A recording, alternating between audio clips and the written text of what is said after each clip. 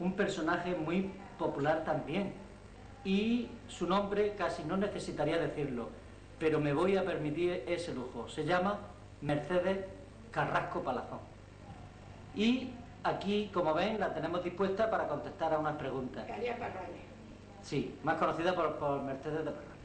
Mercedes, actualmente todavía sigue ejerciendo la colaboración en la parroquia en lo que te permite tus posibilidades. ¿Qué ayudas son las que prestas realmente?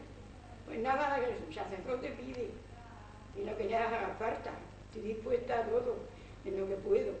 Sí. El sagrario es lo principal, y el altar, los candelabros, Y, los micrófonos. y todo eso te da mucha satisfacción, ¿verdad? Muchísimo. Lo hago en un momento, me parece ser que me ayuda, claro, me ayuda el principal, el Hijo de Dios. Bueno, entonces, ahora estás viendo unos cambios muy grandes que se están experimentando. Ahora ya no se hacen ciertas cosas que antes se hacían. Pues claro, ahora no, ahora está todo cambiado. ¿Y tú te conformas con ese cambio? Bueno, tengo que darle paso a lo que no, si no me gusta algo, tengo que darle paso a lo que hagan, porque tenemos que vivir como esté el mundo, como lo exige la Iglesia. ¿Qué pasó con la procesión de la Virgen del Carmen, la del Rosario, el toque del Ángelus? ¿Qué pasó con todo eso? Pues mire, se daban a las 9 de la noche, se tocaba ánimas, y entonces en el hogar estábamos rezando a las ánimas una estación. Sí. Después se tocaba toque de oración por la noche y por la mañana. Y a las 12 del día, a la 1, a las 12, que eran las 12 solas. Se le daba gracias a Dios por un nuevo día. Y las 3 Ave María se tocaba también la campana. Sí. Pero llegó Don Juan a Abraham. Era el año 1955, creo recordar. Sí, y se veía lo mismo. Y entonces, ¿qué pasó con Mercedes? ¿Qué cambio experimentó Mercedes cuando llegó ese personaje aquí a Abraham? Pues nada, estábamos con Don Juan Belmonte haciendo un servicio. También, o sea que viene de atrás, ¿no? Viene de atrás. Tu labor viene de atrás. Sí, y después lo relevó también don José Ortuño a Don Juan, Juan Belmonte. Sí. Murió en Abarán y está enterrado en Abarán. Y seguimos lo mismo. Y después habían otros sacristanes con aquel Don Juan, pero nosotros le ayudábamos a ellos también a lo que necesitaban. Y él trajo nuevos cambios, porque yo veo que tiene ahí en el regazo, tiene un crucifijo, ¿y eso qué fue? Eso es ya de Don Juan Sáez. Sí. ¿Qué pasó? ¿Que fue el fundador de Cáritas o cómo es? De Cáritas. Sí. ¿Y tú colaborabas también? Y yo colaboraba, pues ya ves, una cosa grande.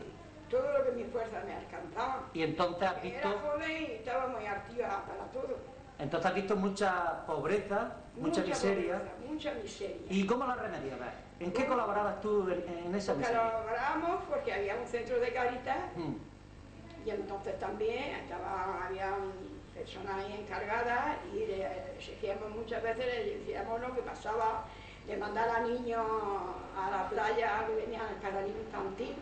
Y ya el jefe de Cáritas se ocupaba, que a medida que ella mandara a Madrid también algunas cosas muy graves y no tenían la familia para ir, se le hablaba al alcalde, el jefe de Cáritas, y entonces él le solucionaba todas esas cosas. Sí. Y nosotros estábamos, claro, éramos los que estábamos a estar nada más que al servicio de ver dónde estaban las necesidades y dónde hacía falta todas esas cosas. Sí. Y al jefe de Cáritas se le explicaba, se le comunicaba lo que estábamos haciendo, las necesidades que había. Y entonces ellos aludían también a esas necesidades.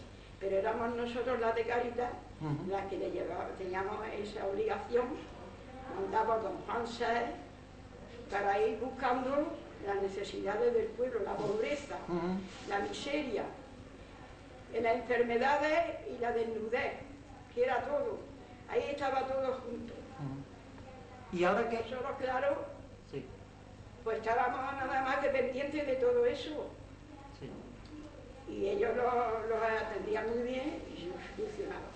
¿Y ahora qué pasa con los enfermos actuales? Porque también tendrán sus necesidades espirituales. Ahora hay otra jefa de caridad y eso ya Sí. no sé lo que hará. Que se encarga también parecido a como tú hacías antes, ¿no? Tendrá que ser así. Yo ya, bueno, que yo ya no tengo comunicación porque no me la pide. Si me la pidieran, le diría lo que se estaba haciendo. Aunque entonces había mucha pobreza. Hoy yo me creo que no hay tanta pobreza como entonces. Entonces sí había muchísima necesidad. Y llegó agosto de 1972 y nos falta don Juan. Nos falta. Bueno, pero nos quedó una senda hecha por él, un camino que no se borrará en la vida de nuestra memoria, ni de nuestra alma, ni de nuestro corazón. Porque tenemos, las vemos ahora, las compañeras que quedamos, los vemos y creemos que somos dioses en la tierra. Y tratan de imitar. De la alegría que nos da y la satisfacción de hablar de nuestro trabajo que hacíamos. Era un trabajo grandísimo. Pero con aquel amor y con aquella verdad y con aquella humildad y la unión que teníamos, pues aquello lo hacía vivir. Y todavía aún los quedan. Y llegó un momento que se abrió el proceso diocesano y Mercedes colaboró también con su aportación. Fue a testiguar, a testificar, sí, ante un juez, sí, todas las vivencias que ella... Juan VI. Muchísimas no podía explicar todo, imposible. Ni lo teníamos tiempo, ni había tiempo, ni nos acordábamos de tanto, porque como es tanto... Me parece, Mercedes, que algo se te quedó en el tintero. Ahora es el momento de poder decir aquello que en su día no te acordaste. Pues mire, ni yo allí no me acordé de decir lo que hacía con los enfermos, a cambiar a los hombres que estaban tan malos en la cama, a limpiarlos, si tenían la herida, a curarlos. Y porque íbamos con don Juan, pero él iba también solo, y a nosotros los mandaba a hacer esas necesidades. Si le llevaban una limosna por las mañanas para comer, que me decía rascando. No importa. Entonces, pues claro, me llamaba sola, decía, lleva usted a fulano lo que le llevaban a él de limosna. Llévaselo usted al otro enfermo, Sí. Aquella criaturica, él estaba siempre pendiente. Las peregrinas y las mantas y los colchones, las letras para mí. Las letras para mí, que no me pasen frío. Y nosotros sencillamente llevábamos la lista, me decía, ¿qué lista me trae usted? ¿Qué lista? Me decía. Entonces mandaba a los muchachos de Acción Católica, que tenía muchísimos, con una canasta grande a la plaza todos los sábados, a recoger de los puestos bueno, lo que vendían, sí, y le echaban lo que ellos tenían voluntad y llevaban las canastas llenas para repartir a los pobres. Sí, sí, sí.